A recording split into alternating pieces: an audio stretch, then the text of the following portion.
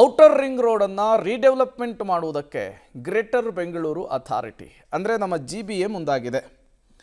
B-smile ಸಂಸ್ಥೆ outer ring redevelopment ಮಾಡುವುದಕ್ಕೆ ಮುಂದಾಗಿದ್ದು ಬ್ಲೂ ಪ್ರಿಂಟ್ ಪ್ಲಾನ್ ಬಿಡುಗಡೆ ಮಾಡಿದೆ. ಸಿಲ್ಕ್ ಬೋರ್ಡ್ನಿಂದ KR-ಪುರಂವರೆಗೂ ಕೂಡ ಅಭಿವೃದ್ಧಿ ಆಗುತ್ತಂತೆ. ಅಲ್ಲದೆ ಸಂಚಾರ ದಟ್ಟಣೆಗೆ ತಗ್ಗಲಿದೆಯಂತೆ. 17 ಕಿಲೋಮೀಟರ್ ರಸ್ತೆಯನ್ನು 450 ಕೋಟಿ ರೂಪಾಯಿ ವೆಚ್ಚದಲ್ಲಿ ಉನ್ನತೀಕರಣ ಮಾಡ್ತಾರಂತೆ.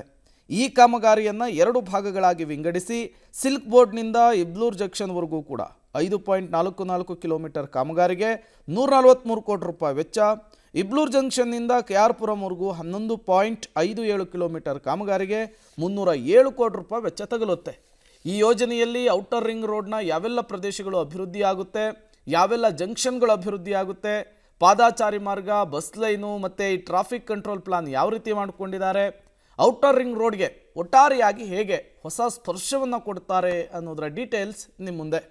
ಔಟರ್ ರಿಂಗ್ ರೋಡ್ಗೆ ಹೊಸ ರೂಪ ಹೇಗೆ, ಸಿಲ್ಕ್ ಬೋರ್ಡ್ ಜಂಕ್ಷನ್ನಿಂದ KR-ಪುರಂವರೆಗೂ ಕೂಡ ಡೆವಲಪ್ಮೆಂಟ್ ಮಾಡೋದಕ್ಕೆ ನಿರ್ಧರಿಸಿದ್ದಾರೆ. ಸುಮಾರು 17 ಕಿಲೋಮೀಟರ್ ಅಭಿವೃದ್ಧಿಯ ಕಾಮಗಾರಿ ಇದು. ಈ ಅಭಿವೃದ್ಧಿಯ ಕಾಮಗಾರಿಗೆ 106 ಕೋಟಿ ರೂಪಾಯಿಯನ್ನು ಕೂಡ ವ್ಯಯಿಸಲಾಗ್ತಾ ಇದೆ. ಸಿಲ್ಕ್ ಬೋರ್ಡು, HSR ಲೇಔಟು, ಅಗ್ರಾ, ಇಬ್ಲೂರು ಇವೆಲ್ಲ ಕಡೆಗಳಲ್ಲೂ ಕೂಡ ಈ ಕಾಮಗಾರಿ ಸಾಗುತ್ತೆ.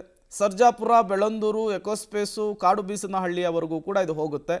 ಇನ್ನು ಮಾರತಳಿಯ ಇಸ್ರೋ, ಮಹದೇವಪುರ, KR-ಪುರಂ ಜಂಕ್ಷನ್ವರೆಗೂ ಕೂಡ ಡೆವಲಪ್ಮೆಂಟನ್ನು ಮಾಡೋದಕ್ಕೆ ಬ್ಲೂ ಪ್ರಿಂಟ್ ರೆಡಿಯಾಗಿದೆ. ಈ ಎಲ್ಲ ಕಡೆಗಳಲ್ಲೂ ಕೂಡ ಅಭಿವೃದ್ಧಿಯನ್ನು ಮಾಡ್ತಾರಂತೆ. ಕನಿಷ್ಠ 1 ಹೆಚ್ಚುವರಿ ಟ್ರಾಫಿಕ್ ಲೇನನ್ನು ರಚಿಸೋದಕ್ಕೂ ಕೂಡ ನಿರ್ಧಾರವನ್ನು ಮಾಡಲಾಗಿದೆ. ಬ್ಲೂ ಪ್ರಿಂಟ್ ರೆಡಿಯಾಗಿದೆ. ಫ್ಲೈಓವರ್ಗಳ ನಿರ್ಮಾಣ ಆಗುತ್ತೆ. ಮೇಲ್ಸೇತುವೆಯ ಮೇಲ್ಮೈಗೆ ಸ್ಟೋನ್ ಮ್ಯಾಟ್ರಿಕ್ಸ್ ಆಲ್ಸ್ಪಾಟನ್ನು ಬಳಕೆ ಮಾಡ್ತಾರಂತೆ. ಮೆಟ್ರೋ ಪಿಲ್ಲರ್ ಕೆಳಗೆ ಆಧುನಿಕ ಬೀದಿ ದೀಪಗಳನ್ನು ಅಳವಡಿಸೋದಕ್ಕೂ ಕೂಡ ನಿರ್ಧಾರ ಆಗಿದೆ. ಒಟ್ಟು ಇದಕ್ಕೆ 450 ಕೋಟಿ ರೂಪಾಯಿಯನ್ನು GBA ವ್ಯಯಿಸ್ತಾ ಇದೆ.